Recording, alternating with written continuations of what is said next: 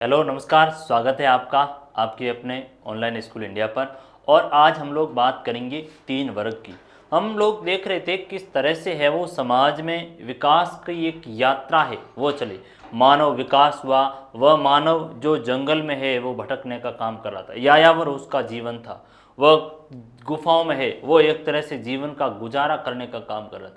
और उसी मानव ने है वो विकास इस कदर किया कि एक बड़ी सभ्यता है वो विकसित करने का काम किया। मेसोपोटामिया की है वह सभ्यता की हमने बात की, दजला और फरात नदी की सभ्यता की बात की।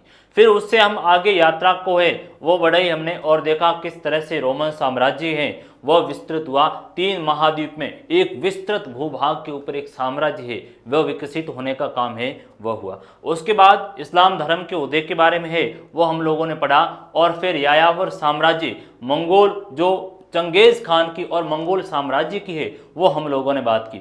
आज की हमारी क्लास में जो बात होगी वह 3 वर्ग की है, वो बात करेंगे कि किस तरह से है वो समाज में 3 वर्ग है वो उत्पन्न हुए और उन वर्ग ने समाज को है वो किस तरह से संचालित करने का काम है वो किया। और उन 3 वर्गों में यदि बात की जाए तो किस तरह से धार्मिक समूह के रूप में पादरी उभर कर आए, किस तरह से राजनीतिक वर्चस्व के रूप में है अभिजात वर्ग, कुलीन वर्ग निकल कर आए, और किस तरह से वह समाज का एक कर्णधार के रूप में प्रारंभ में एक कृषि अधिशेष के रूप में या कृषि काम में लगा हुआ किसान है वो निकल गए।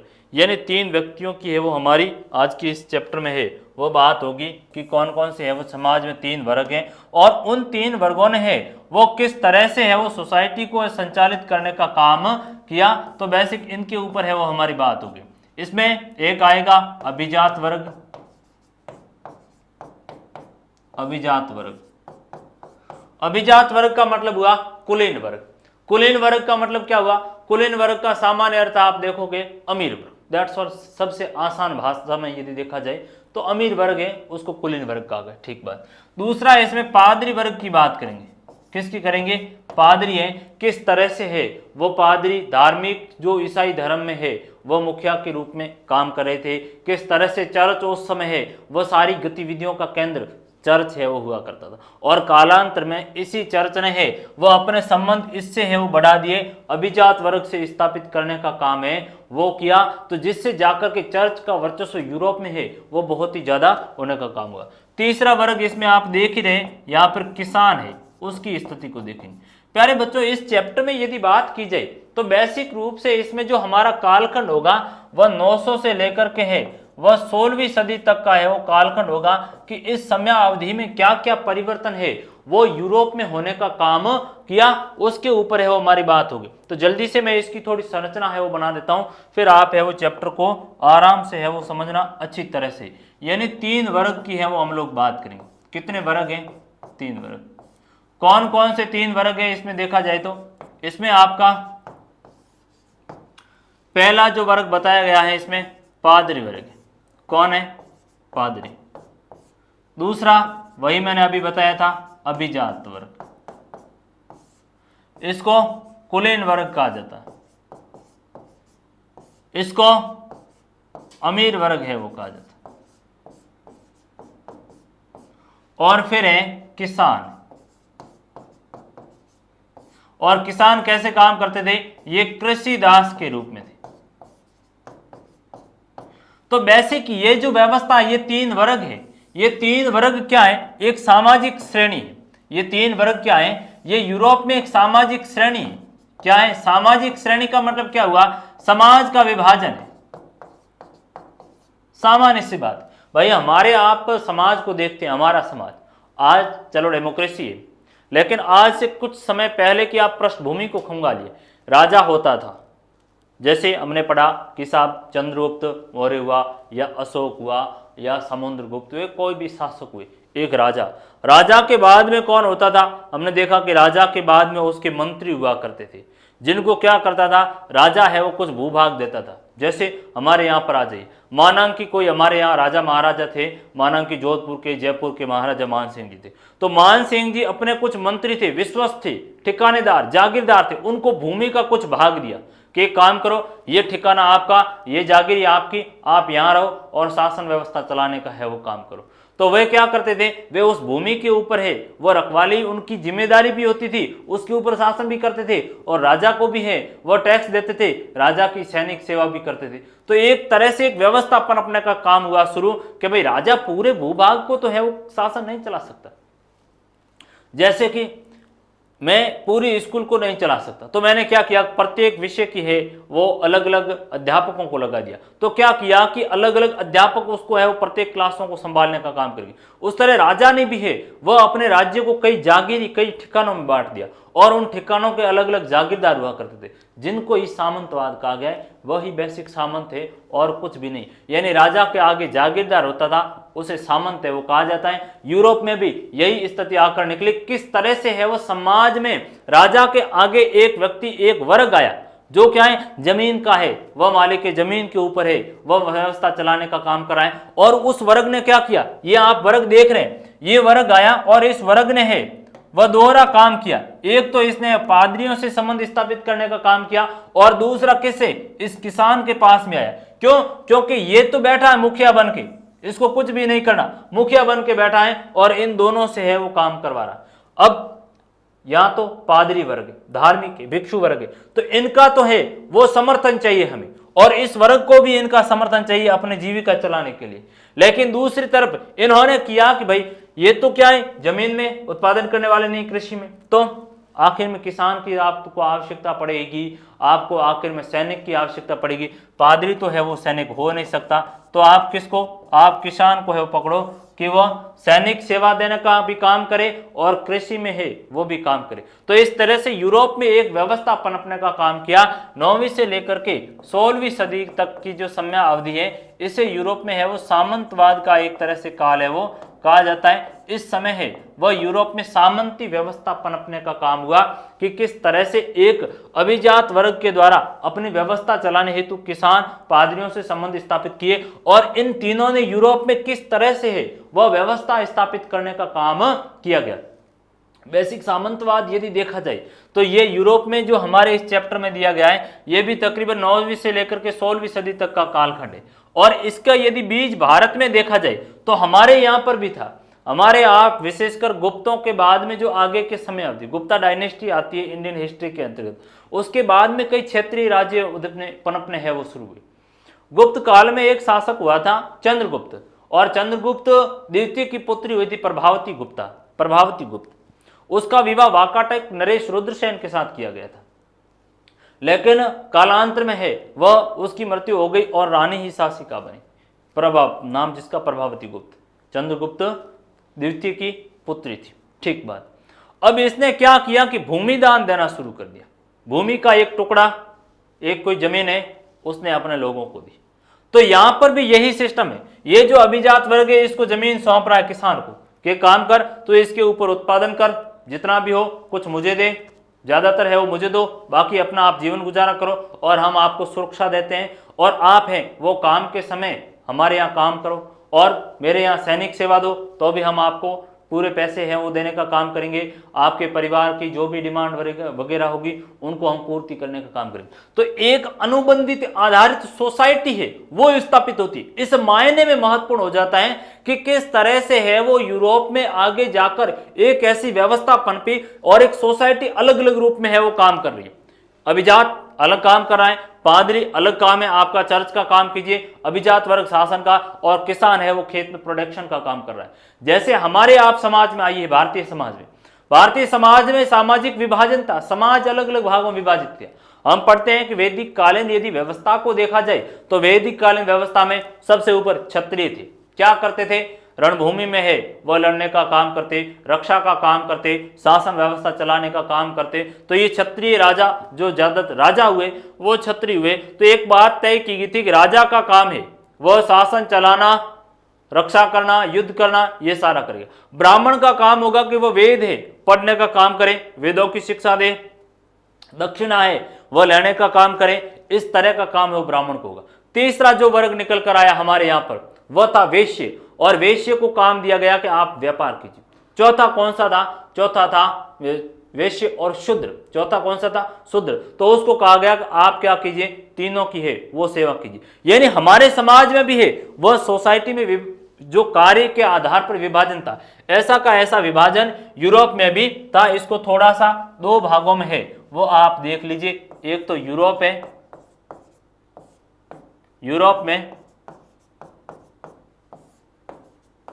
यूरोप में समाज का विभाजन यानी सामाजिक विभाजन, और दूसरी तरफ है वह भारत में। देख लीजिए, मैं यहां पर लिख लेता हूं प्राचीन भारत। प्राचीन भारत में समाज का विभाजन। यहां तो तीन वर्ग आए हुए हैं हमारे। कौन सा है? पादरी है,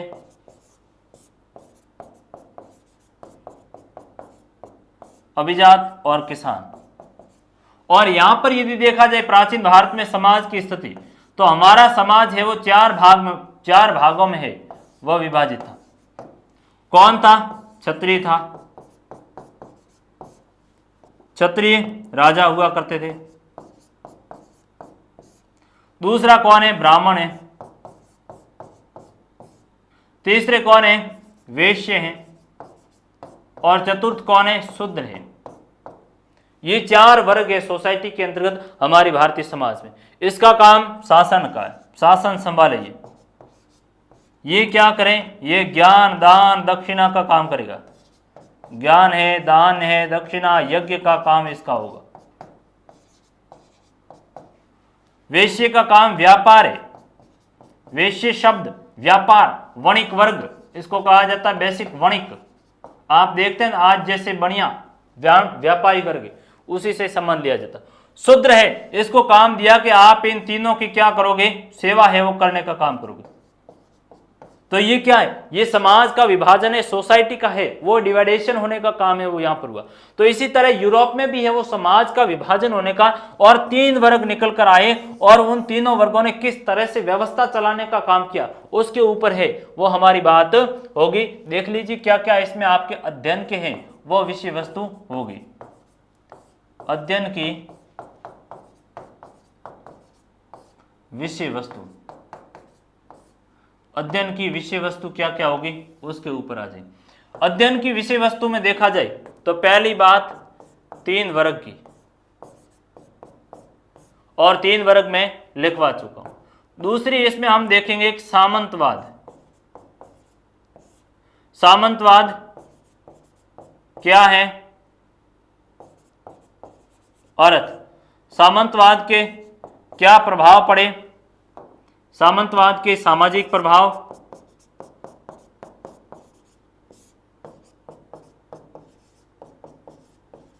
राजनीतिक, आर्थिक प्रभाव, इनका है वो हम अध्ययन करेंगे कि जो ये सामंतवाद है वह समाज में एक अनुबंध आधारित समाज है, वह पनपा, उसकी है वो क्या अर्थ, क्या उसके कारण है वो प्रभाव पड़े सोसाइटी के ऊपर, उनके बारे में है वो अध्ययन करेंगे। फिर हम इसमें पादरी की देखेंगे क्या स्थिति है इस समय, पादरी। फिर भिक्षुओं की क्या स्थिति है, चर्च और समाज के कैसे संबंध है, अभिजात की हम बात करेंगे, अभिजात वर्ग, अभिजात कुलीन अमीर वर्ग। तो इसके पास क्या होती थी? जागीर हुआ करती थी, तो इसकी मैनर की बात करेंगे, मैनर, जागीर भूमि। फिर इसके पास नाइट हुआ करते थे। कौन है? ये नाइट्स है। नाइट्स यानी अश्वारोही। नाइट्स का मतलब क्या हुआ? बेसिक अश्वारोही, जो सैनिक सहायता करने का है वो काम करते थे। ठीक बात। फिर है वो हम आगे बात को बढ़ाएंगे और कृषि दासों की है वो बात करेंगे। कृषि के ऊपर जो काम करने वाले थे, किसान, कृषक वर्ग, ये बेसिक थे। कृषक जो एक तरह से कृषि दास कहा जाता है। और दो तरह के है वो हुआ करते थे। कितने हैं? दो तरह के है वो किसान हुआ करते थे। एक स्वतंत्र हुआ करते थे और एक होते थे सर्फ, यानी कृषि दास कहा जाता है इनको। ये एक बेसिक स्थिति किसानों की निकल कर आएगी। हम इसमें देखेंगे किसानों की है वह इस समय के यूरोप में क्या स्थिति निकल कर आई, उनके ऊपर भी हमारी बात होगी। फिर हम देखेंगे कि साहब किस तरह से है वो, एक तरह से है वो प्रभाव पड़ने का काम है वो सामंतवाद का हुआ। तो सामंतवाद के क्या प्रभाव हुए उसके ऊपर हमारी बात होगी थोड़ी सी। इनको आप है वो नोट कर लेना ताकि क्या है आपको सहूलियत आ जाएगा। हमारे अध्ययन है वो इनके इर्द गिर्द ही बात चलेगी, सारी की सारी क्या है वो व्यवस्था पनपने का काम हुआ। तो फिर हम देखेंगे कि किस तरह से है वो सामाजिक आर्थिक परिवर्तन होने का काम हुआ, यानी सामाजिक आर्थिक प्रभाव, सामाजिक आर्थिक प्रभाव। और सामाजिक आर्थिक प्रभाव में है वो बेसिक 3 प्रभाव है वो इसमें देखा जाएगा। इसमें पर्यावरण के ऊपर है वो क्या प्रभाव पड़ा, पर्यावरण के ऊपर, फिर भूमि की यानी भूमि या जमीन की क्या स्थिति है वो इस समय निकल कर आई है, यानी भूमि के ऊपर किस तरह से एक नया जो भूमि के ऊपर एक वर्ग तैयार है, एक वर्ग काम है वो कर रहा है किसान, उसकी स्थिति। सामाजिक आर्थिक परिवर्तनों को है वो देखिए, ठीक बात। फिर हम इसमें बात को आगे बढ़ाएंगे किस तरह से है वो एक नया वर्ग तैयार होने का काम हुआ, और वो वर्ग कहां पर है, शहर में है वो रह रहा है एक तरह से, उसके ऊपर है वो बात करेंगे। सामाजिक आर्थिक प्रभाव यानी पर्यावरण के ऊपर है वो क्या प्रभाव पड़ा, भूमि या जमीन की क्या भूमिका है वो इसमें, और टेक्नोलॉजी में है वो क्या विकास होने का काम है हुआ, टेक्नोलॉजी प्रौद्योगिकी में,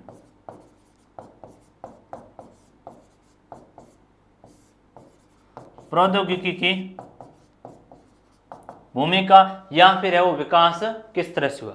फिर देखेंगे कि इस समय एक चौथा वर्ग तैयार होता है, चौथा वर्ग, और वह कौन था, वह शहर में रहने वाला व्यक्ति था, शहरी वर्ग है वो तैयार हुआ। यानी इस समय किसानों का शोषण है वो ज्यादा हुआ तो किसान भागकर शहर चला गया, और शहर में है वह उसकी एक अच्छी स्थिति है वो होने का काम हुआ, शहर है वो पनपने का काम हुआ। एक यहाँ पर भी है वो परिवर्तन आने का काम होता है। और फिर हम देखेंगे कि किस तरह से है वो इस सामंतवादी व्यवस्था के कारण है वो एक बड़ी जो वर्ग था उस वर्ग में इस तरह से विभेद पैदा हुआ कि आखिर में जाकर के पतन के कगार के ऊपर है वो खड़ा हुआ। एक कैथेड्रल शहर का भी है वो इसमें हम जिक्र पढ़ेंगे, कैथेड्रल शहर का है वो क्या, और आगे जाकर किस तरह से है वह यूरोपीय सामाजिक व्यवस्था में पतन होने का काम हुआ, जिसमें देखेंगे कि व्यापार वाणिज्य का पतन हुआ जिसके कारण जाकर के सामंतीवादी व्यवस्था है वह ढहने का काम हुआ। सामाजिक असंतोष है वो भी हमें एक तरीके से वो देखने को मिला, राजनीतिक परिवर्तन भी होने का काम हुआ, और जिसके कारण यूरोपीय समाज में है वो एक तरह से परिवर्तन की बड़ी लहर चली, जिसके कारण है वो ये 3 वर्ग वाली व्यवस्था आगे जाकर विघटित होने का काम हुआ। तो यहाँ इन बिंदुओं के ऊपर है वो हमारी बात है वो हो ही जाएगी। अब हम बात को बढ़ाते हैं आगे, सामंतवाद है वो क्या, हम सर्वप्रथम सामंतवाद के ऊपर है वो बात करते हैं। सामंतवाद, प्यारे बच्चों यदि सामंतवाद की बात की जाए तो बेसिक थोड़ी सी इस बात को आप समझिए, मैंने आपको अभी बात बताई थी कि जैसे राजा है और ये राजा है, राजा को शासन चलाना है तो क्या राजा अकेला व्यवस्था चला सकता है, क्या राजा पूरे भूभाग के ऊपर है वह डेली उस जगह की एक तरह से नियंत्रण रखना या फिर वहां जाकर के है वह निर्देशन देख रेख करने का काम कोई राजा कर सकता है या कोई भी व्यक्ति कर सकता है जो बड़ी व्यवस्था, तो संभव नहीं। तो ऐसी स्थिति में उसे क्या करना पड़ेगा, उसे अपने कार्य का विभाजन करना पड़ेगा, अपने काम को है वह दूसरे अपने आगे जो काम करने वाले हैं उस व्यक्ति के आगे अपने जो साथ वाले उनको है वो काम सौंपना पड़ेगा आपको कि एक काम कर, ये काम आप करो, आप उस राज्य के ऊपर है वो शासन चलाओ। जैसे देश की व्यवस्था, देश बड़ा विशाल है तो देश को हमने राज्यों में विभाजित किया और कह दिया गया कि साहब देश में तो है वो प्रधानमंत्री राष्ट्रपति मिलकर शासन चलाएंगे, लेकिन राज्यों में अलग अलग मुख्यमंत्रियों को सौंपा। अब मुख्यमंत्री है वो भी पूरे सूबे में शासन नहीं चला पाता, तो क्या किया, राज्य को है वो आगे संभाग में विभाजित किया, संभाग को आगे किस में, जिलों में विभाजित कर दिया, जिलों को आगे पंचायत समितियों में, फिर आगे जाकर गांवों तक की इकाई में। यानी एक ऊपरी से लेकर के निम्न स्तर तक गांव तक आते आते पूरी कड़ी है वो बनी रहती, तो उससे क्या व्यवस्था चलाने में सहूलियत होती। इसलिए यहां पर भी यही बात की गई कि राजा को शासन चलाना है तो ऐसी स्थिति में है वह क्या करेगा कि अपने आगे कुछ जागीरें, अपने जो जागीरदार है उनको क्या करेगा, उनको जागीर देगा, और उनको जागीर देने का मतलब हुआ उनको जमीन देने का है वो काम करेगा कि एक काम करो और कुछ भूभाग है उनके ऊपर तुम है वो काम करो। अब राजा ने तो शक्तियां किसको ट्रांसफर की, जागीरदार को की, और जागीरदार के पास में क्या है, जागीर। जागीर का मतलब होता है जमीन है, भूभाग है, वह जागीर है उसके अधीन। जैसे मुझे है वो दे दी गई जोधपुर महाराजा ने कि एक काम करो, आप कविराज आपको एक ठिकाना देते हैं और आप वहां पर है वो अपनी पूरी व्यवस्था चलाइए, वो जमीन आपकी। शर्त क्या है, शर्त यह है कि आप मेरे विरुद्ध वहां किसी को शरण दोगे नहीं। मैंने कहा ठीक है हुजूर, जाप नाम जैसी आप कहो वैसा मैं तो करूंगा। दूसरा मुझे कह दिया गया कि आपको मैंने जागीरी दी है, इसका मतलब ये हुआ कि मुझे जब कोई भी काम पड़ा तो आप आओगे और मेरी मदद है वो करोगे, काम करोगे, ठीक बात। तीसरी बात कही गई कि आपको जागीरी दी गई, वहां जो अन्न वगैरह आप जो कृषि करोगे और उससे जो कुछ उत्पादन होगा वो मुझे भी दोगे। तो कि साहब ठीक है, मैंने कहा मैं आपको दे दूंगा। चौथी बात आई कि जब युद्ध की कोई नौबत आ जाए तो आप मेरे साथ में वो युद्ध में आपको लड़ना पड़ेगा, आपको साथ चलना पड़ेगा। मैंने कहा ठीक है चलूंगा। तो ये क्या हुआ, ये एक राजा अपनी व्यवस्था चलाने हेतु अपने ही लोगों से क्या करे, एक अनुबंध कर रहा है। क्या कराएं, एक अनुबंध कराएं कि देखो मैं तुम्हें जमीन दे रहा हूं, तुम मेरे विरुद्ध में किसी को शरण नहीं दोगे, एक्सेप्ट करेगा। तो उससे किसको फायदा, दोनों को फायदा, मुझे भी फायदा, उस राजा को भी फायदा। उस राजा को यह फायदा है कि वह पूरी जगह हर बार हर गांव हर व्यक्ति से हर जगह जा नहीं सकता, तो है वो उस गांव के मुझे सौंप दिया गया। अब उस गांव से संबंधित सारा ही राजा का काम मैं है वो देखूंगा, यानी मैं उस गांव का, उस जागीरी का, उस ठिकाने का, उस जगह का पूरा एक तरह से राजा के रूप में है वो मैं काम कर रहा हूं, उस राजा के अधीन में। तो बेसिक सामंतवाद में भी यही होता है कि राजा है वो अपनी जमीन है, भूभाग है, वो अपने आगे जागीरदारों को ट्रांसफर कर देंगे, और वे जागीरदार है उसके ऊपर टैक्स कलेक्ट करने का काम कर रहे हैं, वहां शासन चलाने का काम कर रहे हैं, राजा के सैनिक के रूप में जब जरूरत पड़ी तो भी उसकी मदद करने का काम कर रहे हैं। तो उसकी जागीर है, वह जागीर तो राजा की, लेकिन इस व्यक्ति को दे दी गई अस्थायी रूप से, और सैनिक सेवा के बदले में यह भी काम कर रहा है। तो एक व्यवस्था आई, कैसी, अनुबंधित। इस व्यवस्था में क्या है, इस व्यवस्था में अनुबंध की भावना है। एग्रीमेंट दिख रहा आपको, क्या दिख रहा है इसमें, आपको समझौता दिख रहा है। राजा जागीरदार से समझौता कर रहा है कि मैं आपको जमीन दे रहा हूं, आप मेरे विरुद्ध में किसी को नहीं पन पाओगे, और मुझे जब जरूरत पड़ी सैनिक सहायता के रूप में तो आप दोगे। और वह व्यक्ति कहता है बिल्कुल साहब मैं आपकी है, किसी भी आपके विरुद्ध में नहीं, और आपको जब जरूरत पड़ी। तो एक अनुबंध आधारित यूरोप में व्यवस्था पनपने का काम हुआ, जिसको क्या कहा जाता है, जिसको है वो सामंतवाद कहा जाता है। सिंपल सी बात आपको ध्यान में रखनी है। आपसे पूछा जाएगा सामंतवाद क्या है, तो आप कहोगे कि साहब सामंतवाद एक व्यवस्था है जिसमें शासक अभिजात वर्ग अपने आगे हैं, वह जमीन का कुछ भूभाग अपने आगे काम करने वाले लोगों को देता था ताकि व्यवस्था है वो बने। ठीक बात, ये आर्थिक संबंध में। सामाजिक संबंध में क्या होता था, एक सामाजिक व्यवस्था हुई कि राजा के साथ में उसके बंधु बांधवों को कुछ भूभाग दे दी गई। भाई राजा है और अकेला राजा तो कैसे व्यवस्था चलाएगा, अपने जो भाई बंधु है, अपने जो रिश्तेदार हैं या अपने मित्र मंडली के लोग, उनको भी व्यवस्था में भागीदार करना है। तो आप उनको अवसर दो, किसी को आप सेनापति है बनाने का काम करो, किसी को आर्थिक है वो आप काम दो, किसी को निरीक्षण का, खुफिया विभाग का, उस तरह का। तो ये अलग अलग रूप से उनको प्रशासन में शामिल करने का भी एक तरीका है, जिसके कारण वे सभी उसके साथ है वो जुड़े रहेंगे और उसकी व्यवस्था बेहतर रूप से चलेगी। तो यहां पर हम बात करेंगे कि साहब सामंतवाद, सामंतवाद बेसिक एक शब्द दिया हुआ है, फ्यूडल शब्द है, फ्यूडलिज्म शब्द से वो बना है। सामंतवाद फ्यूडलिज्म शब्द से बना है। फ्यूडलिज्म, फ्यूडलिज्म में यहां पर आप देखोगे एक शब्द है फ्यूड। फ्यूड शब्द बेसिक जर्मन भाषा का एक शब्द है। किसका है, जर्मन भाषा का एक शब्द है, और जिसका अर्थ होता है जमीन का टुकड़ा, जमीन का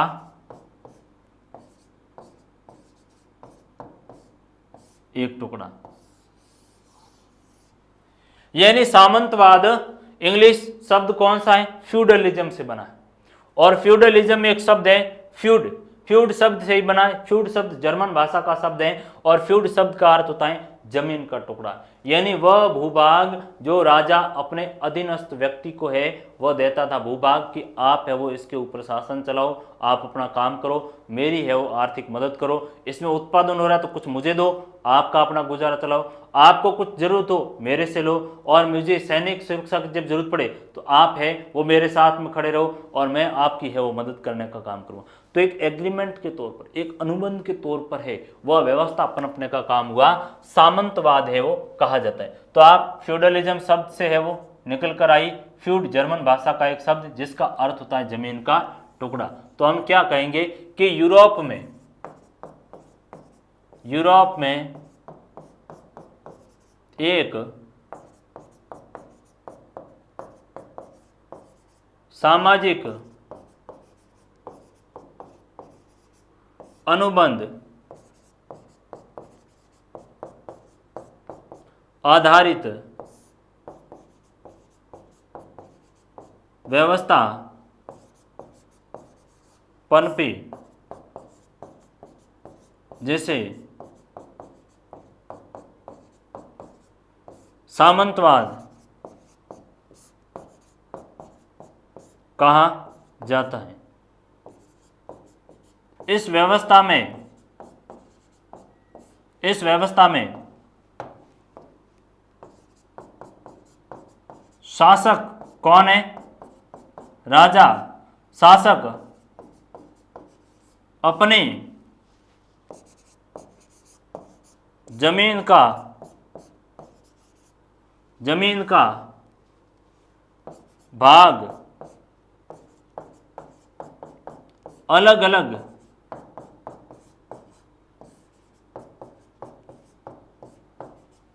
जागीरदारों में बांटता था, बस और कुछ भी नहीं है।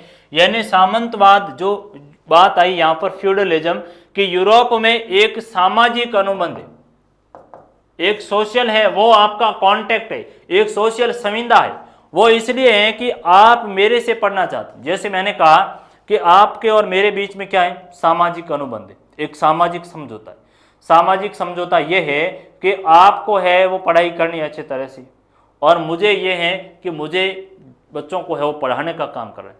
तो अब हमारे बीच में एग्रीमेंट ये हुआ कि मैंने कहा कि मैं आपको जो पढ़ाऊंगा आप मेरी बात को अच्छी तरह से पढ़ोगे, उसको नोट करने का काम है वो करोगे, उसको याद करोगे, मैं पूछूंगा उस समय मुझे बताओगे। ठीक बात। आपने कहा कि सर आप हमें है वो अच्छी तरह से पढ़ाने का काम करो, हमारे अच्छा रिजल्ट हो और मैं क्वालिटी एजुकेशन, क्या है हमारा अनुबंध, सामाजिक समझौता। बस यहाँ पर भी यही हुआ करता था कि वर्ग हैं, 3 वर्ग हैं, आपस में सामाजिक अनुबंधन किया गया है। एक धार्मिक काम देख रहा है और उसके पास में बड़ी जनसंख्या है जो धार्मिक समर्थक है, वो राजा से समझौता करे और राजा को कहा हम आपको समर्थन दे रहे हैं, इसका मतलब हमारे सारे अनुयायी आपके साथ में।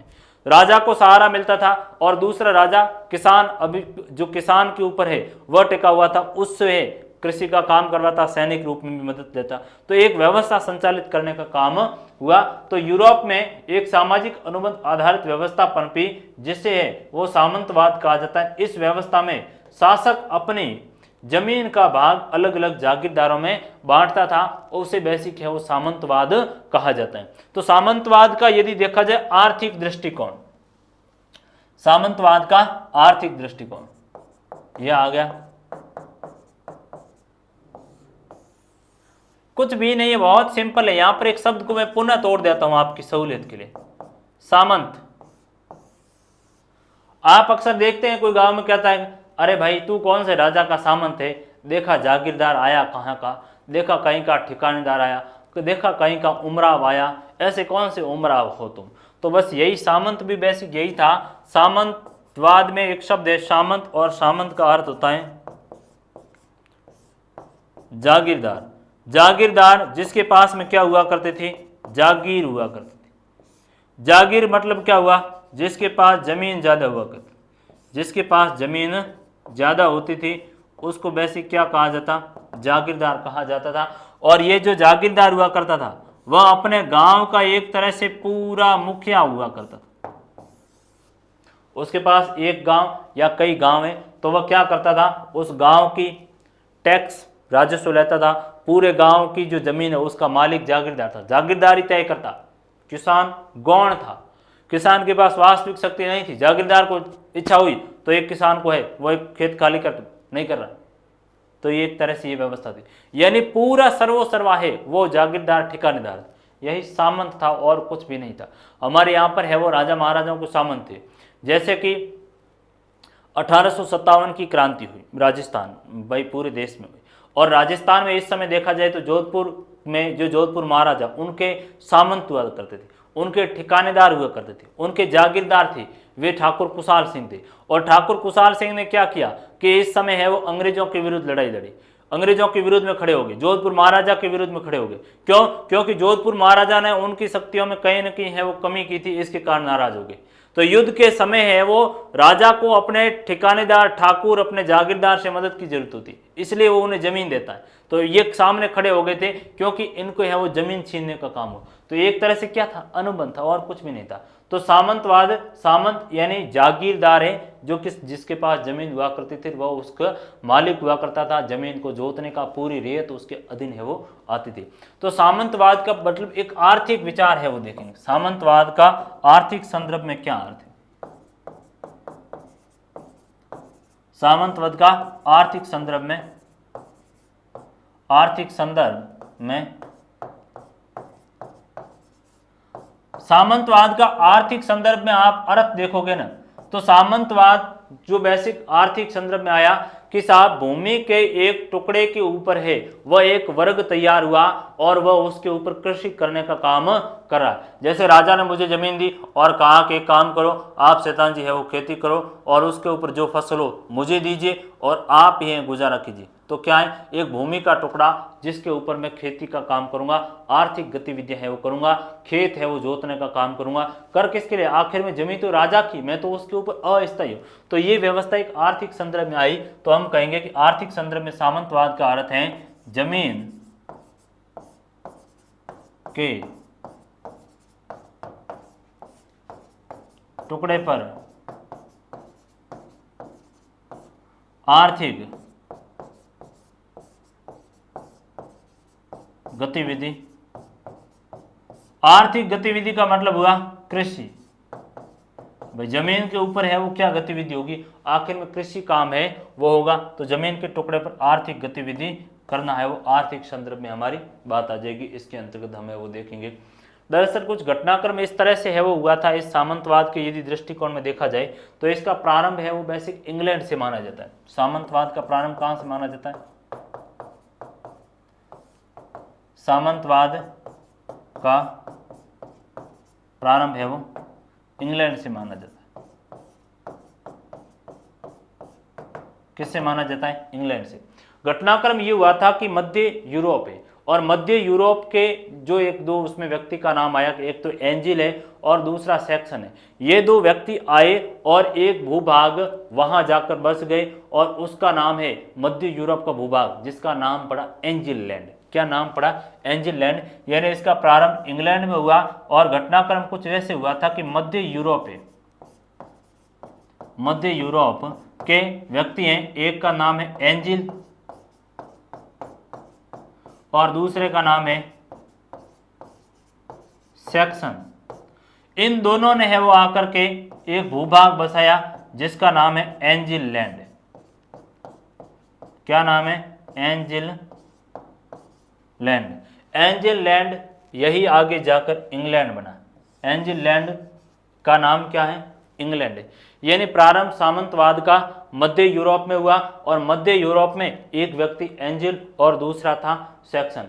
इन लोगों ने आकर के एंजिल लैंड एक भूभाग बसाया और जिसका नाम पड़ा इंग्लैंड, और इसी इंग्लैंड से जाकर के है वो सामंतवाद का प्रारंभ होने का काम हुआ। यहीं से है वो काम हुआ। कैसे काम हुआ? काम इस तरह से हुआ कि एक नॉर्मंडी के शासक हुए थे विलियम।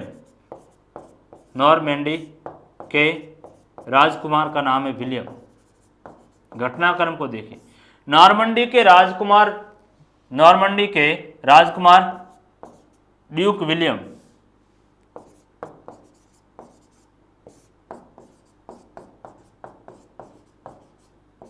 नॉर्मंडी के राजकुमार का नाम क्या है? Duke William.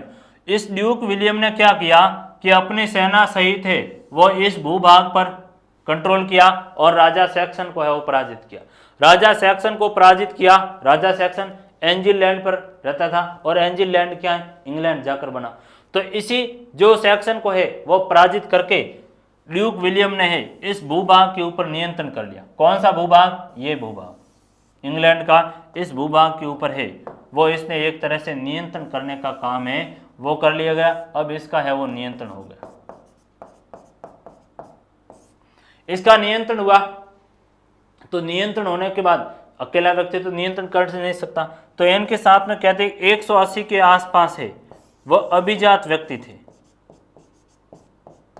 अभिजात व्यक्ति, अभिजात नॉर्मन जिसको कहा जाता है, अभिजात थे, यानी इनके साथ में सेना के है वो व्यक्ति थे, कुछ कुलीन वर्ग के लोग थे।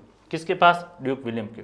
तो इसने क्या किया कि आगे जाकर इंग्लैंड के ऊपर कब्जा तो अब हो गया। अब कब्जा हो गया तो इसको शासन चलाना लंबे समय तक, और शासन चलाना तो मैंने कहा कि अकेला व्यक्ति व्यवस्था नहीं चला सकता, आपको लोगों को साथ में लेना पड़ेगा। इसलिए इन्होंने क्या किया कि इनके साथ जो 180 के आसपास नॉर्मन थे उन लोगों को कहा कि एक काम करो, तुम मेरे साथ में रहो और मैं तुम्हें भी है वो व्यवस्था में हक देता हूं, भागीदारी देता हूं। तो इन्होंने है वो विलियम ने क्या किया कि एक तरह से भूमि नपवाने का काम किया। भूमि नपवाई, यानी जमीन है पूरी इंग्लैंड की मपवाई गई, जमीन के नक्शे तैयार किए।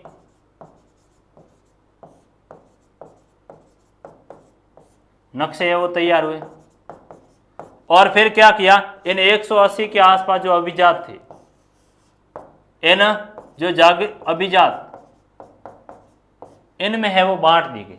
क्या की गई, इनमें है वो बांट दी गई कि एक काम करो, तुम ये रखो और व्यवस्था चलाओ, आप इसके ऊपर उत्पादन करो, आप लोगों को है वो लगाने का काम करो, और मुझे क्या करो, मुझे है वो टैक्स दे दो, मुझे है वो आप क्या करो, जो उत्पादन हुआ वो मुझे देने का काम करो।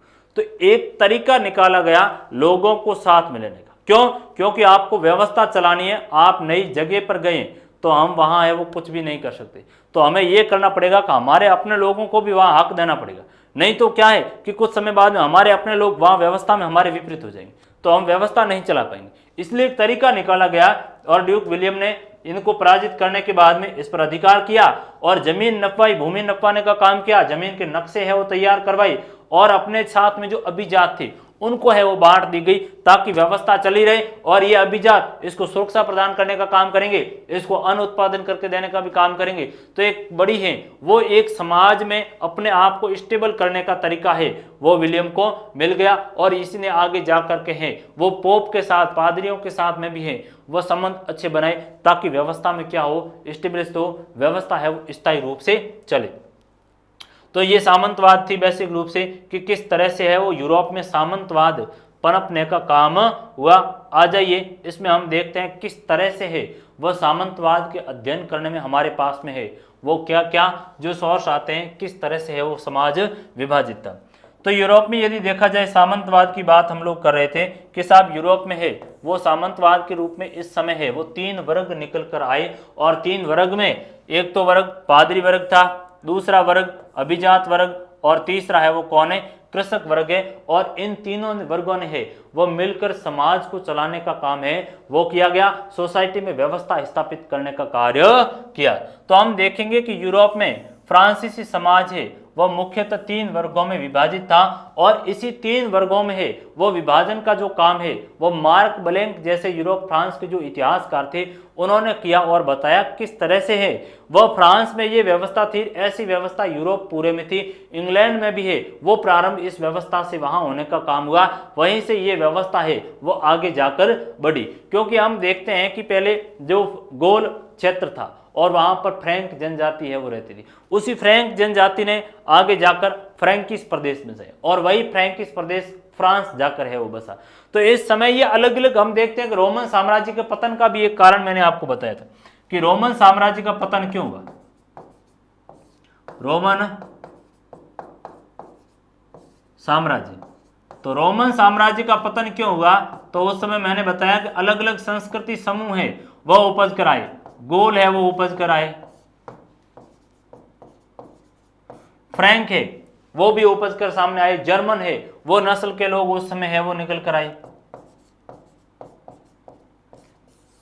तो इस समय अलग अलग समूह के लोग हैं वो निकल कर आए और उन्होंने आगे जाकर अपना राज्य स्थापित करने का काम है वो किया। जैसे गोल एक प्रांत भी था, गोल जनजाति भी थी, और गोल प्रांत में फ्रैंक ने अपने आप को है वो स्थापित करने का काम है वो किया। कहां पर? गोल में। किसने? फ्रैंक जनजाति ने अपने आप को इस कदर स्थापित किया कि आगे जाकर के है वो फ्रैंकिस प्रदेश है वो स्थापित हुआ। और यही फ्रैंकिस प्रदेश कौन है? फ्रांस है। तो ये एक बात निकल कर आ गई कि साहब 3 वर्ग का मतलब हुआ यूरोप के समाज में 3 वर्ग थे और उसमें पादरी वर्ग, अभिजात वर्ग और किसान वर्ग है। और ये 3 वर्ग मिलकर के यूरोपीय समाज में एक विभाजन है वो मार्क ब्लैंक ने हमें बताने का काम किया।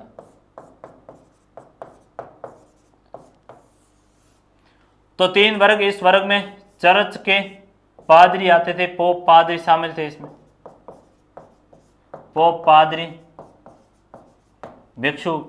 अभिजात वर्ग, इसमें सामंत, जमींदार और धनी व्यापारी वर्ग शामिल थे।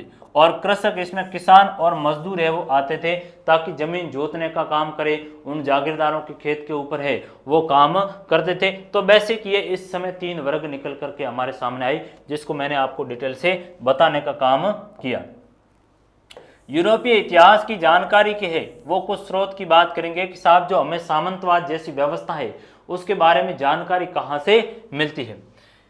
हम देखेंगे कि भूस्वामियों के विवरण है उनसे जानकारी मिलती है। मूल्यों और विविध विधि के मुकदमों के दस्तावेज, जैसे कि हमें चर्च में मिलने वाले जन्म या मृत्यु और विवाह के आलेख आदि।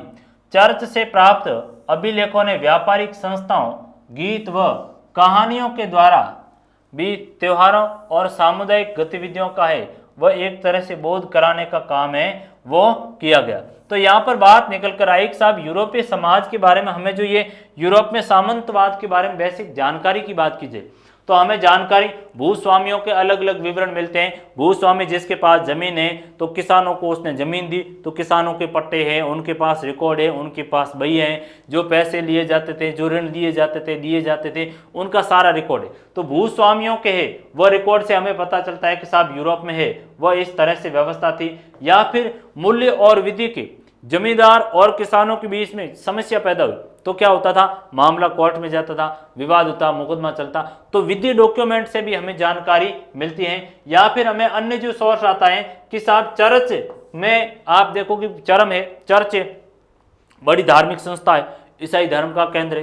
तो जो भी शादी विवाह हुआ, शादी विवाह के समय वहां जाकर के चर्च में जाकर के है वो पूजा करते थे, वहां जाकर के एक तरह से है वे शपथ लेने का काम कर रहे थे। मृत्यु के समय में भी चर्च है वो ले जाकर उसकी प्रार्थना करते मोक्ष हेतु।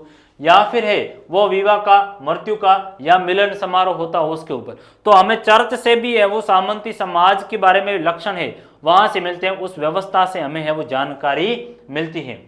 तो व्यापारिक संस्थाओं और गीत कहानियों के द्वारा भी है वो यूरोप के इतिहास में सामंतवादी व्यवस्था 3 वर्गों के बारे में हमें जानकारी प्राप्त होती है। तो आपसे पूछा जाएगा कि यूरोप में जो सामंतवादी व्यवस्था पनपी, जो 3 वर्ग पनपे, तो उनके बारे में जानकारी कहाँ से मिलती है? सोर्स बताइए। तो आप है वो बता देना भूस्वामियों के विवरण, जो कोर्ट में मुकदमे वगैरह उनमें विधि के डॉक्यूमेंट, और चर्च से हमें जानकारी मिलती है, उससे हमें जाकर के यूरोप के इतिहास के बारे में जानकारी मिलती है। फिर हम देखेंगे कि सामंतवाद है वो क्या है। देख लीजिए आप, सामंत शब्द जर्मन के फ्यूड शब्द है वो बना है। सामंत शब्द जर्मन भाषा का एक शब्द है फ्यूड, और फ्यूड का अर्थ होता है भूमि का टुकड़ा। मैंने बताया कि साहब यदि देखा जाए सामंतवाद तो बेसिक सामंतवाद में जो सामंत है फ्यूड शब्द से बना है, और फ्यूड का अर्थ होता है भूमि का टुकड़ा। यानी राजा के द्वारा अपने अधीनस्थ व्यक्ति को है वो भूमि का एक टुकड़ा दिया गया कि आप इसके ऊपर है वो शासन करो, मुझे है वो टैक्स देना, और आप ही इसके सर्वोच्च मुखिया के रूप में है वो काम करो। तो वो बेसिक क्या है? सामंतवादी व्यवस्था है। तो सामंत एक तरह से है वो कृषि उत्पादन को दर्शाता है जो सामंतों और कृषकों के संबंधों पर है आधारित होती थी। और कृषक है वो लॉर्ड को श्रम सेवा प्रदान करते थे और बदले में उन्हें सैनिक सुरक्षा भी है वो प्रदान करने का काम करते थे। यानी यहाँ पर बात की गई सामंतवाद है वो बेसिक एक व्यवस्था थी जो आर्थिक संबंध और सैनिक संबंधों के ऊपर टिकी हुई थी। आप बात को ध्यान से सुनिए, सामंतवाद एक व्यवस्था है, मैंने कहा, जो आर्थिक और सैनिक है वो संबंधों के ऊपर टिकी हुई है। आर्थिक और सैनिक, आर्थिक का मतलब हुआ जमीन जोतने का काम कर रहा है, कृषि का काम है वो कर रहा है, और सैनिक सेवा का मतलब हुआ कि जब युद्ध में जरूरत पड़ी तो वे क्या करेंगे, उसको मदद करने का काम है वो करेंगे। सामंतवाद बेसिक ये वर्ग है वो राजा के अधीन ही वर्ग आ रहे हैं, ऐसा नहीं कि आप देखोगे एक स्वतंत्र रूप से काम कर रहे हैं, नहीं, बेसिक ये माना कि ये राजा है और यहां पर ये काम है वो एक तरह से हो रहा तीन वर्ग के रूप में। यहाँ पादरी है, यहाँ पर अभिजात वर्ग है और यहाँ पर है वो कृषक है। अब यहाँ सिस्टम क्या है, पादरी अपना अलग काम कर रहा है, राजा को है वो कोई संबंध नहीं, पादरी अभी है वो सर्वोच्च बनकर बैठा है, राजा को भी अब जरूरत है वो पादरी की पड़ती है, इसलिए राजा पादरी के प्रति है वो नम्रता का बर्ताव रखता है, उससे जाता है, पोप से है वो दर्शन करके आता है, इस तरह की व्यवस्था जैसे हमारे मंदिरों की। अभिजात वर्ग ये राजा के द्वारा अपने आगे खड़ा किया हुआ वर्ग है और इसको है वो सारी व्यवस्था सौंप दी गई। तीसरा कृषक वर्ग है जो किसान के ऊपर नियंत्रण रखने का काम है वो अभिजात कर रहा है। तो बेसिक इस रूप में ये व्यवस्था है वो चलने का काम कर रही। तो हम यहाँ पर देखेंगे पादरी, अभिजात और कृषक की स्थिति। फिर देखेंगे कि सामंतवाद पर सर्वप्रथम काम करने वाले फ्रांसीसी विद्वान मार्क ब्लॉक के द्वारा भूगोल के महत्व पर भी है वो आधारित मानव इतिहास को गढ़ने पर जोर दिया गया, जिससे लोगों के व्यवहार और रूप को समझा जाए। और फिर बात आती है कि साहब मार्क जो ब्लॉक जैसे इतिहासकार है उनके द्वारा बात तय की गई किस तरह से सामंती व्यवस्था केवल आर्थिक और सैनिक तक की नहीं बल्कि भूगोल भी है वो तय करता है कि वहां का वातावरण कैसा है। तो आपको ज्यादा लोगों की आवश्यकता पड़ी, आप है वो लोगों को हक देने का काम करोगे। यदि परिस्थितियां आपके अनुकूल है तो आप क्यों किसी को जमीन है वो दोगे कि साहब इसके ऊपर है वो आप शासन कीजिए। माना कि ये एक स्थिति है मेरी और मेरा एक साम्राज्य है, ये साम्राज्य है और मेरे साम्राज्य की सेंट्रल राजधानी है और इसकी जो ज्यादा विस्तृत साम्राज्य है भी नहीं, तो ऐसी स्थिति में अपने साम्राज्य के ऊपर डायरेक्ट नियंत्रण रख सकता हूं। तो मैं क्यों ज्यादा है वो लोगों को जमीन देने का काम है वो करूंगा। मैं खुद दिल्ली है वो जाकर उनका निरीक्षण करने का काम करूंगा, वहां देखूंगा कि आप इस काम को ऐसे कीजिए, इस काम को इस तरह से करना है, तो डायरेक्ट रूप से कर सकते हैं। लेकिन विस्तृत साम्राज्य होता है तो ऐसी स्थिति में कोई भी व्यक्ति नहीं कर सकता। इसलिए यहां पर यही बात आई कि साम्राज्य विस्तृत होता है तो अलग अलग लोगों को आपको पावर है वो एक तरह से देने ही पड़ते हैं, शक्तियां आपको है वो बांटनी ही पड़ती हैं, अलग लोगों को देनी पड़ती, तब जाकर के व्यवस्था संचालित होती है। और बेसिक यूरोप में भी यही हुआ, सामंतवाद पनपने का यही कारण था कि व्यवस्था संचालित करने के लिए आपको अलग अलग वर्ग की आवश्यकता थी। इसलिए राजा ने है वो पावर ट्रांसफर करने का काम किया जागीरदार को, सामंत को, कि आप व्यवस्था है वो चलाइए। तो सामंत वाद है वो जर्मन शब्द फ्यूड, और फ्यूड का अर्थ होता है भूमि का टुकड़ा, और ये एक तरह से है वो कृषि व्यवस्था में नए परिवर्तन को दर्शाता है कि किस तरह से भूमि का टुकड़ा राजा के द्वारा है वो अपने जागीरदारों, अपने सामंतों को है वो दिया गया और कहा गया आप है वो व्यवस्था चलाइए। ठीक बात, आगे है वो बढ़ेंगे हम बात को। आप यहाँ पर है वो मानचित्र है वो देख रहे हैं, यहाँ जो बात की गई है ये आपका लंदन है और ये किस तरह से स्कॉटलैंड और इंग्लैंड है जो इंग्लिश चैनल के जरिए है वो जुड़ा हुआ है। और इसी इंग्लिश चैनल के जरिए हमने कहा कि जो ड्यूक विलियम है उन्होंने इंग्लिश चैनल को पार करते हुए यहाँ पर इंग्लैंड आए और ये जो एंजिल लैंड भूमि है जो आगे जाकर इंग्लैंड बनी इसके ऊपर है वो शासन चलाने का काम किया। आप इस तरफ है वो देख रहे हैं, ये जर्मनी का है वो मैप देख रहे हैं, इस तरह ये गोल क्षेत्र है। कौन सा क्षेत्र है? ये गोल क्षेत्र है और यही गोल क्षेत्र है आगे जाकर क्या बन गया, यही आगे जाकर के फ्रांस में हो गया। इस गोल जाति ने है वो इसके ऊपर फ्रैंकिश प्रदेश का है वो नाम दिया, फ्रैंकिश प्रदेश।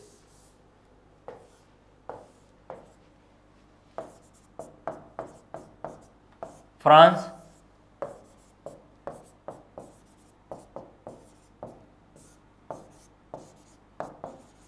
फ्रैंकिश प्रदेश। तो ये एक व्यवस्था निकल कर आई। ये जर्मनी का आप है वो क्षेत्र देख रहे हैं, ये फ्रांस का है, ये इंग्लैंड का जो क्षेत्र है, ये रोम इटली सार्डिनिया का क्षेत्र है, ये सार्डिनिया का, ये इटली का, ये रोम का क्षेत्र है, ये पुर्तगाल मैड्रिड स्पेन का है वो भाग है। तो ये बेसिक यूरोप के आप मैप को ही देख रहे हैं। इससे यहाँ पर जाकर के हमने कहा कि इंग्लैंड में किस तरह से एंजिल लैंड से व्यवस्था अपने का काम हुआ। ठीक बात। आ जाइए हम प्रथम वर्ग के ऊपर है वो बात करेंगे, और हमारा प्रथम वर्ग है वह आ गया पादरी वर्ग के किस तरह से है वो 3 वर्ग में, जिसमें पहले हमने बात पादरी की करेंगे, फिर अभिजात वर्ग की है वो बात करेंगे, और फिर बात करेंगे हम किसान की। पादरियों व बिशपों के द्वारा है वह ईसाई समाज का मार्गदर्शन, यानी बात की गई किस तरह से है वह यूरोप में इस समय ईसाई धर्म, और ईसाई धर्म का है वह मुखिया कौन हुआ करता था। ईसाई धर्म का आप देख लीजिए, सबसे ऊपर सर्वोच्च व्यक्ति होता था वह होता था पोप। पोप के आगे जो काम करते थे पुजारी, उनको जैसे हमारे पुजारी होते तो वैसे वहां पर होते हैं ईसाई धर्म में जो पादरी हुआ करते थे, और पादरी और इसके आगे भी भिक्षु है वो हुआ करते थे, मठों में रहने का काम करते थे। तो हम बात करेंगे पादरियों व बिशपों के द्वारा ईसाई समाज का मार्गदर्शन कैसे किया जाता था। ये प्रथम वर्ग के सदस्य थे जो चर्च में धर्म का उपदेश देते, और अत्यधिक धार्मिक व्यक्ति जो चर्च के बाहर धार्मिक समुदायों में भी रहते थे। यहाँ पर जो बात की गई है कि जो ये पादरी हैं, ये बिशप लोग हैं, वो क्या करते थे कि ये धर्म उपदेश का काम करते थे। एक जगह से दूसरी जगह पर गए, वहाँ ईसाई धर्म के बारे में वो बताने का काम करते, ईसाई धर्म का है वो प्रचार प्रसार करने का काम करते कि साहब ईसाई धर्म के ये मूल्य हैं, आप लोग हैं वो ज़्यादा से ज़्यादा ईसाई धर्म को है वो स्वीकार करने का काम है वो करेंगे। तो इसलिए बात आई कि साहब पादरी और बिशप जो ईसाई धर्म के धर्मोपदेशक थे, और ये 3 वर्ग में प्रथम स्थान पर है वो पादरी वर्ग आता था, और ये जिसकी समाज में है वो ज्यादा पकड़ होती थी, वास्तविक धरातल के ऊपर है वो ये ज्यादा लोग हैं वो इनके समर्थक हुआ करते थे, ईसाई चर्च पोप पादरियों के। ये धार्मिक है वो व्यक्ति हुआ करते थे जो चर्च के बाहर के समुदायों में है वो रहते थे, जो क्या कहलाते हैं ये भिक्षु है वो कहलाते थे। और ये भिक्षु है वो मठों पर रहते थे और निश्चित नियमों का पालन करते थे। इनके पास राजा के द्वारा दी गई भूमियां थी जिनके ऊपर है वे कर लगाने का काम कर सकते।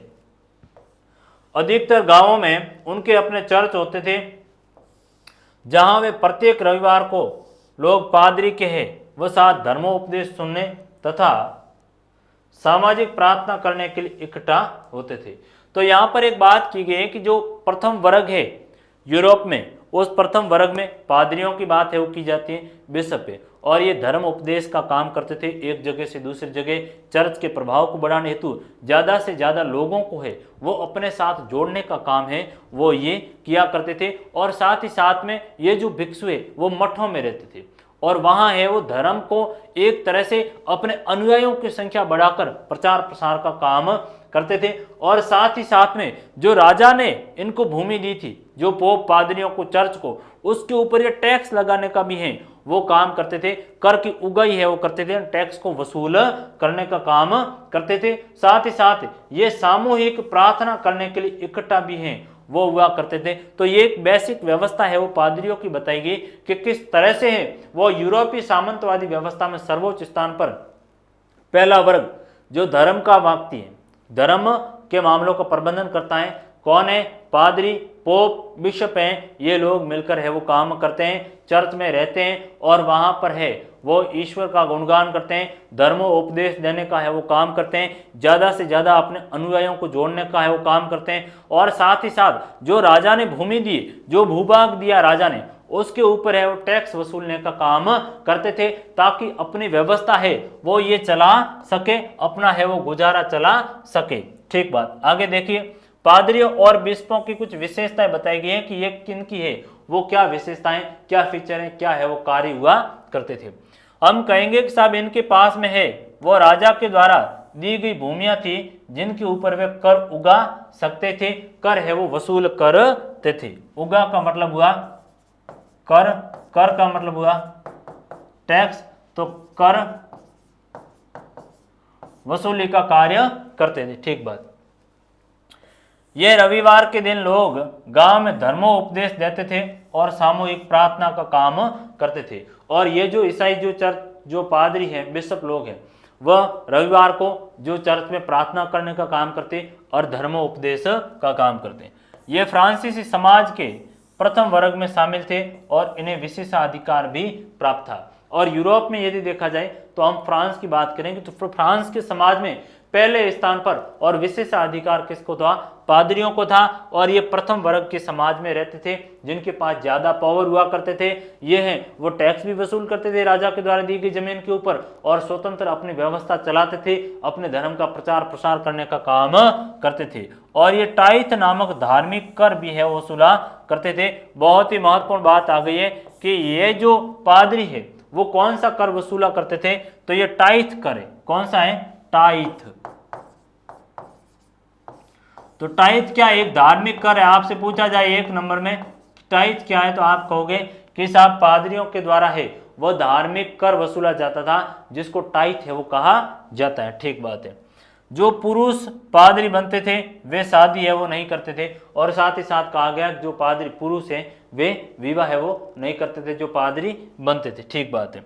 धर्म के क्षेत्र में बिशप अभिजात माने जाते हैं और इनके पास भी हैं वह लॉर्ड की तरह विस्तृत जागीरें हुआ करते थे। और धर्म के मामले में अभिजात का मतलब हुआ श्रेष्ठ। अभिजात का यहाँ पर मतलब क्या है? श्रेष्ठ है। अभिजात है वो बिशप माने जाते थे।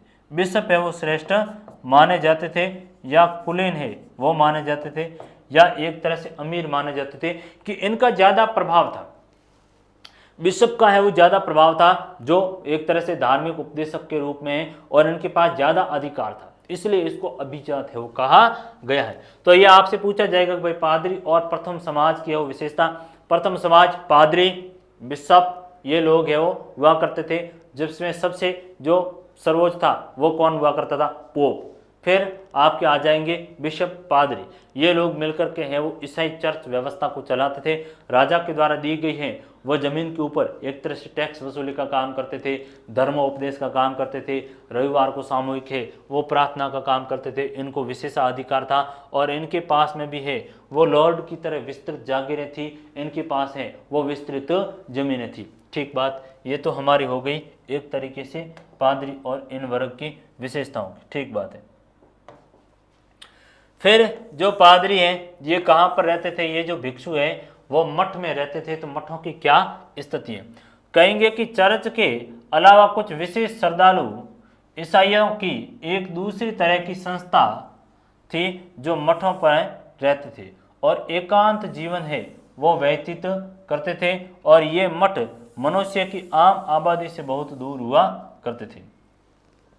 यानी यहाँ पर जो बात आई गई है, कहा गया है कि चर्च के अलावा जो कुछ विशेष जो श्रद्धालु या ईसाई हुआ करते थे जिनके ईसाई धर्म में भी आस्था हुआ करते थे, वे लोग क्या करते थे कि इस चर्च की भीड़ भाड़ की दुनिया से वो अलग दूर मठ बने हुए थे और उन मठों में है वो एकांत का जीवन जीने का काम करते थे। तो चर्च के अलावा विशेष श्रद्धालु हुआ करते थे जो विशेष जो अलग संस्थाओं में है वो रहकर अपना जीवन चलाते थे और ये मठों में रहते थे क्योंकि मठों में एकांत जीवन है वो व्यतीत करते थे। जो मनुष्य की आबादी से है वो दूर एकांत में था, उस जगह पर रह करके ईश्वर की है वो प्राप्ति हेतु ये लोग करते थे, ईश्वर की है वो प्रार्थना करने का काम करते थे।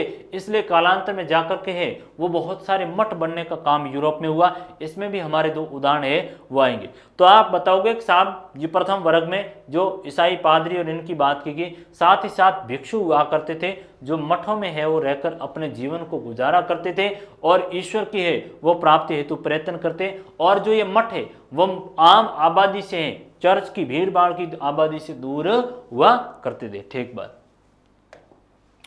आगे हम देखेंगे कि 2 सबसे अधिक प्रसिद्ध मठों के आपके है वो नाम दिए हुए कि 2 सबसे प्रसिद्ध मठ कौन से।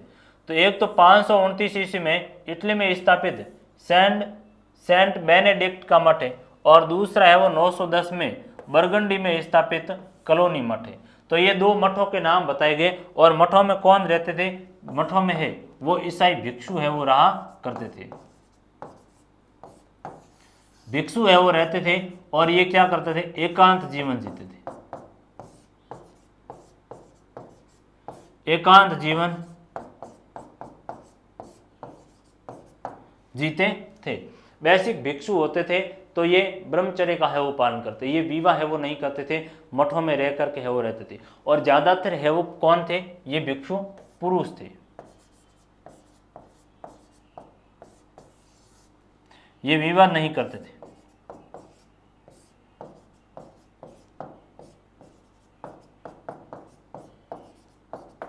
ये विवाह नहीं करते थे। तो बेसिक है वो भिक्षुओं के जो दो मठ है उनका आपको बता दिया गया। भिक्षुओं की कुछ विशेषताएं आपके दी गई है कि क्या क्या भिक्षुओं की विशेषता रही। भिक्षुओं के मठों में रहते थे, इन्हें निश्चित और विशेष नियमों का पालन करना होता था।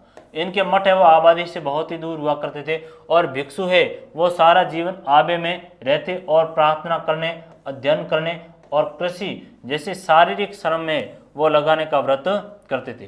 तो भिक्षुओं की बात की गई कि साहब भिक्षु है वो, मैंने कहा कि मठ में है वो एक तरीके से ये रहते थे, अपना गुजारा करते थे, एकांत में रहकर है वो जीवन चलाने का काम करते थे। तो बेसिक भिक्षु है वो मठों में रहा करते थे, एकांत में है वो जीवन यापन का काम करते थे और ये है वो ज्यादातर समय है प्रार्थना में, कृषि कार्य में लगाते थे। पादरी है वो इन कार्यों के विपरीत भिक्षु की जिंदगी पुरुष और स्त्रियों दोनों में है वो अपना सकते थे और ऐसे पुरुषों को है वो मॉन्क तथा स्त्रियों को है वो नन कहा गया है। तो ये आपने देखा कि साहब पादरी है वो कार्य के विपरीत भिक्षु की जिंदगी है, उसमें स्त्री और पुरुष की जो बात की गई है कि पादरी है वो दोनों रूप में काम करते थे, स्त्री है वो मॉन्क, पुरुषों को मॉन्क कहा गया है और स्त्रियां है वो क्या हुआ करती थी, नन हुआ करती थी। पुरुषों और महिलाओं के लिए अलग अलग है वो आबे हुआ करते थे।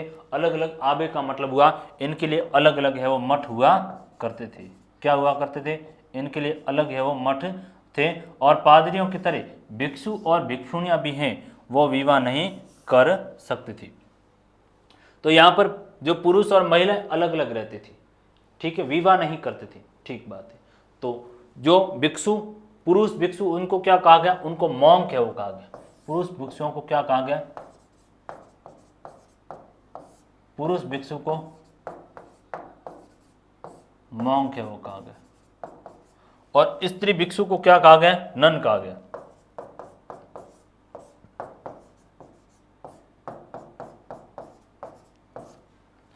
तो ये अलग अलग मठ में रहते। मैंने बताया कि ज्यादातर भिक्षु है वो पुरुष हुआ करते थे और ये विवाह नहीं किया करते थे, मठ में है वो रहकर काम करते थे अपने अलग अलग तरीके से।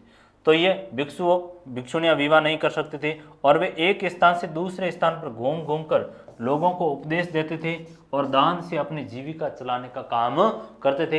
एक जगह से दूसरी जगह पर गए, वहां से वो दान दक्षिणा लेकर के अपना गुजारा करने का काम है वो करते थे। तो बेसिक है वो भिक्षुओं का जीवन मठों में रहता था और निश्चित समय तक है वो ये नियमों का इनको पालन है वो करना पड़ता, क्योंकि इनके नियम है वो काफी कठोर हुआ करते थे।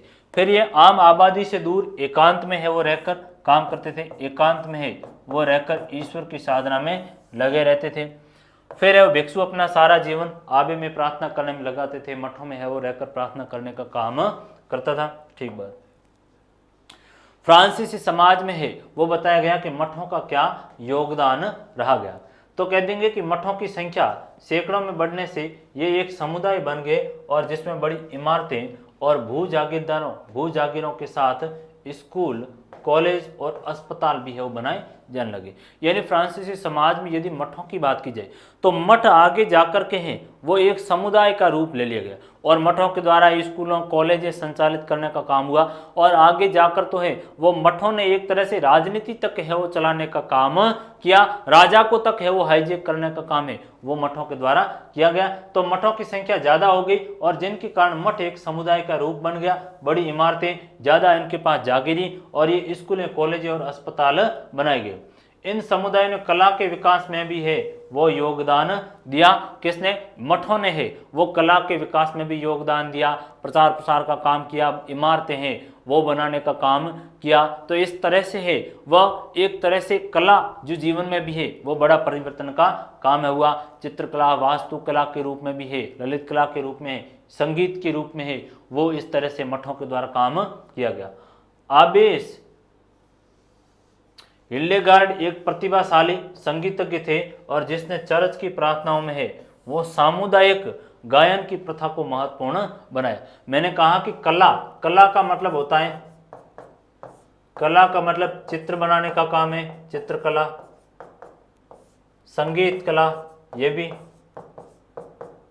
संगीत है, वो गाने का काम हुआ। तो ये आबे सिल्डिगर ने है वो क्या किया कि साहब चर्च में संगीत गायन की, सामुदायिक संगीत गायन की प्रथा है वो प्रारंभ की। वास्तु भी है वो कला आती है, यानी भवन, वास्तुकला का मतलब हुआ भवन, इमारतें। यहाँ पर हमने देखा कि बड़ी बड़ी इमारतें हैं वो बनाने का काम किया, स्कूल है, कॉलेज है, तो एक तरह से ये भी वास्तुकला। आप देख रहे हैं कि आज हमारे यहाँ पर जो इंग्लिश शैली के कुछ स्कूल बने हुए वो कहीं ना कहीं इस यूरोपीय मठों से प्रभावित होकर है वो बने हुए। आप देख रहे हैं कि उनकी अलग यूरोपीय है वो मंदिर, जो वो भवन निर्माण की वास्तु शैली है उससे है वो बने हुए। जैसे बॉम्बे का विक्टोरिया टर्मिनस वगैरह है, इंग्लिश मीडियम में यहाँ पर जो चर्च के द्वारा स्कूलें चल रही हैं उनको आप देखना, जैसे सेंट एंथम है या सेंट थॉमस जैसी स्कूलें वो इस श्रेणी में बनी हुई। 13वीं सदी में भिक्षुओं के कुछ समूह थे जिन्हें फ्रायर कहते थे और उन्हें मठों में है वो न रहने का निर्णय लिया गया, क्योंकि भिक्षु है वो आगे जाकर के मठ है वो राजनीति की गतिविधियों के केंद्र बन गई। और ऐसी स्थिति में जिन लोगों का राजनीति की गतिविधियों में है वो विश्वास नहीं था, उन लोगों ने उनसे एक तरह से किनारा करने का काम किया गया। तो ये फ्रांसीसी समाज में है वो एक मठ की स्थिति के ऊपर है वो हमारी बात आ गई, कैसा फ्रांसीसी समाज में है वो मठों की क्या स्थिति रही। तो ये फ्रांसीसी समाज के बारे में है और 3 वर्गों के बारे में है वो हम बात कर रहे थे, किस तरह से है वहां पर व्यवस्था पनपने का काम हुआ। प्यारे बच्चों, आज की जो हमारी क्लास है इसमें जो मोटे तौर से हमने बात की कि साहब किस तरह से है वो 9वीं से लेकर 16वीं सदी के कालखंड को है वो हम इसमें समेटेंगे। और इस समय यूरोप के समाज में परिवर्तन बड़ा पैमाने के ऊपर आया और समाज में 3 श्रेणियां हैं वो बटी, 3 है वो वर्ग निकल कर आए। एक वर्ग आया पादरी वर्ग जो चर्च धर्म के मामले का काम देखता है, धार्मिक वर्ग। दूसरा वर्ग निकल कर आया जो अभिजात वर्ग, कुलीन वर्ग निकल कर आया। और तीसरा आया किसान, कि किस तरह से ये अपने जीवन को है वो चलाने के लिए कहीं ना कहीं अभिजात है वो किसानों के ऊपर है वो निर्भर थे। फिर हमने देखा कि साहब यूरोप में है वो सामंतवाद का उदय हुआ और सामंतवाद जो बेसिक फ्यूडलिज्म, फ्यूड शब्द से बना जर्मन भाषा का एक शब्द जिसका अर्थ होता है जमीन का टुकड़ा, यानी जागीरदार जो वर्ग है वह एक तरह से राजा के आगे जमीन जोतने का है वो उनका है वो मुखिया होता था जमीन का, और वह किसानों के जरिए जमीन जुताने का काम करता था, यानी वह कृषि में अधिक उत्पादन की जो उद्देश्य से काम करता था, राजा के अनुबंध के रूप में वो काम करता था। राजा ने उसको जागीरी दी तो वह उस जागीरी का मालिक, राजा चाहेगा तो उससे है वो जागीरी छीन भी सकता है। राजा को सैनिक युद्ध के समय वो मदद देने का काम करेगा, अन्न उपजाने का काम करेगा, राजा के खेतों को है वो बोने का काम करेगा। इस तरह से है वो वर्ग निकल कर आया जो आगे एक सशक्त वर्ग है वो समाज में निकल कर है वो काम किया। तो ये आज की हमारी क्लास है वो मोटे तौर पर यहीं पर है वो समाप्त हुई, संपन्न हुई। पादरियों के जीवन को है वो हमने देख लिया, भिक्षु किस तरह से है वो जीवन का गुजारा करते हैं और किस तरह से है वो कला संस्कृति का विकास होने का काम है वो इस समय जाकर के जो मठों के द्वारा भी है वो योगदान दिया गया। तो आज की हमारी क्लास में यहीं पर है वो संपन्न होती है। सारी क्लास आपको प्लेलिस्ट में है वो मिलेगी और आप है वो ऐप को ज़्यादा से ज़्यादा डाउनलोड करो और अच्छी तरह से वो क्लासें देखिए। नोट्स आप बनाने का काम है वो करेंगे और बाकी मैं आपको सवाल है वो सारे सॉल्व करवाऊंगा, MCQ टाइप में भी है मैं आपको करवाऊंगा। बहुत बहुत धन्यवाद।